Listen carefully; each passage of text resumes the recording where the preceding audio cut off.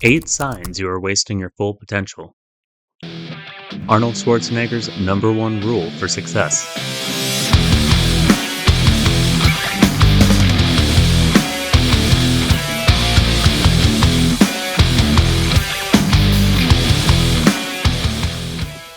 Have you ever woken up and after a good arduous struggle of scrolling on your phone before leaving for toilet, finally mustered the strength to go through your day with no breakfast and a handful of coffee shots on an empty stomach? Had a good day at work, yet felt like something was missing? Maybe your life is fine, but deep down, you sense this nagging feeling that fine isn't enough. You're not happy, but you're not thrilled either. Days blur together and life feels stuck. You feel everyone is doing better than you and you are lagging behind. Does this sound familiar? This was me not too long ago, and maybe it's you right now. Don't be dejected, because there is a piece of good news for you. If you feel this way, you're not broken. In fact, this is a signal, a wake-up call that you're not living up to your full potential. And today, I'm going to show you how to recognize the signs and, more importantly, how to fix them. Let me walk you through 8 clear signs that you might not be living up to your full potential. Vague dissatisfaction. You have a roof over your head, a steady job, and people in your life who care about you. Some even admire you. You've ticked off all the basic boxes for what society calls a good life, but still, deep down, something doesn't sit right. It's like eating a meal that fills your stomach but doesn't satisfy your hunger. You tell yourself, I should be grateful. You try to convince yourself that this is just how life is supposed to be. But the emptiness? It lingers. It gets to you every day. And this isn't the kind of dissatisfaction that makes you leap out of bed and change things. Oh no. It's the opposite. It's the kind that keeps you in bed, wishing you didn't have to face another day of the same. This nagging feeling, my friends, is the first clear sign that you're not living up to your full potential, and ignoring it only makes it grow louder. Comfort zone trap. Comfort zones are sneaky. They feel safe and cozy. Why risk discomfort when you can stick with what's familiar? But here's the uncomfortable truth. Comfort zones are where dreams go to die. Every great story, every success you've ever heard of, starts with someone stepping out of their comfort zone. Yet so many of us resist this step. Why? Because growth is uncomfortable. It's unpredictable. And as humans, we're wired to seek safety. But that safety comes at a cost. You stay exactly where you are. If you've been clinging to what's easy, what's safe, and what's predictable, then this is your wake-up call. Growth only happens when you're willing to embrace discomfort. By the way, if this resonates, we've got another video all about how the comfort zone is killing your ambition. And you can find the link in the description below. Dependence on external satisfaction. Picture this. You feel bored or restless, and your first instinct is to grab your phone. You start scrolling Instagram, watching Reels, or diving into the next Netflix series. Maybe it's not your phone. Maybe it's food, alcohol, or some other quick dopamine hit. These distractions feel great in the moment, but here's the problem. They're like band-aids on a much deeper wound. They soothe you temporarily, but leave you feeling even more disconnected. From yourself, from your purpose, from what truly matters. If you've been using these external fixes as a crutch, it's time to ask yourself, what's the void you're trying to fill? This isn't just a bad habit. It's a sign you've lost touch with the deeper internal drivers that give your life meaning. Lack of internal motivation. When was the last time you did something purely because it lit you up inside? Not for a paycheck, not for likes, not because it made you feel truly alive?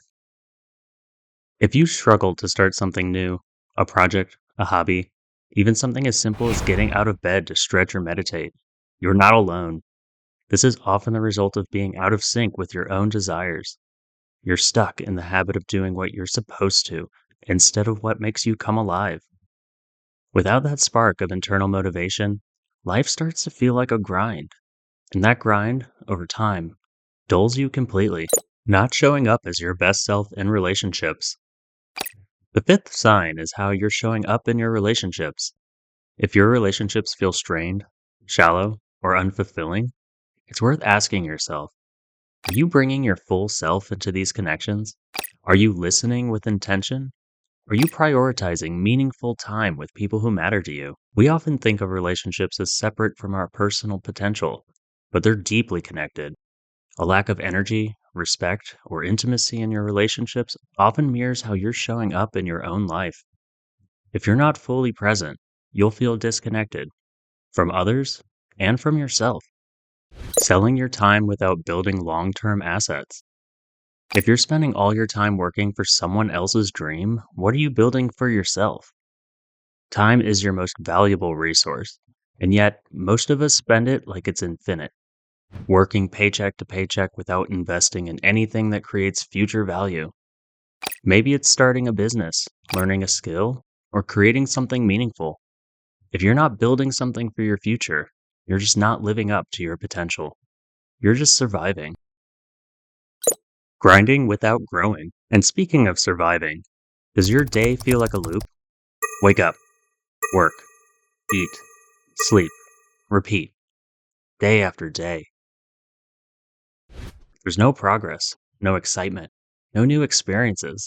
It's just autopilot. Now, don't get me wrong, hard work is essential, but grinding without growing, that's just busy work.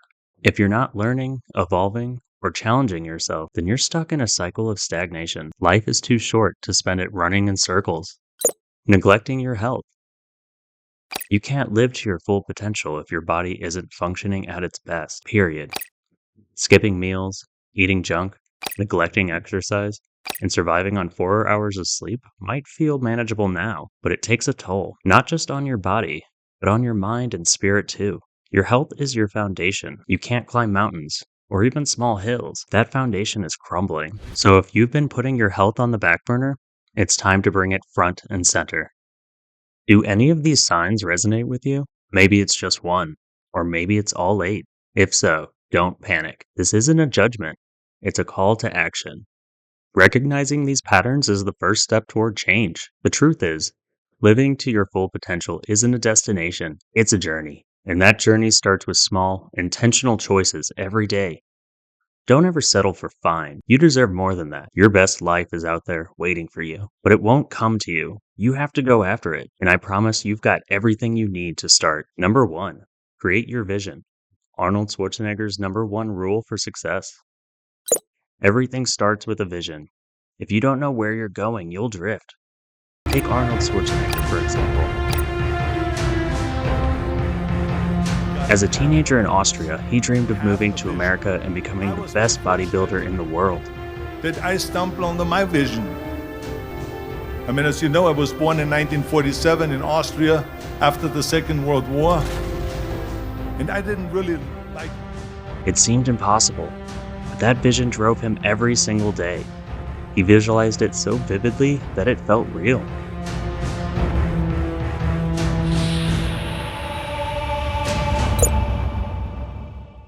Here's how you can create your vision.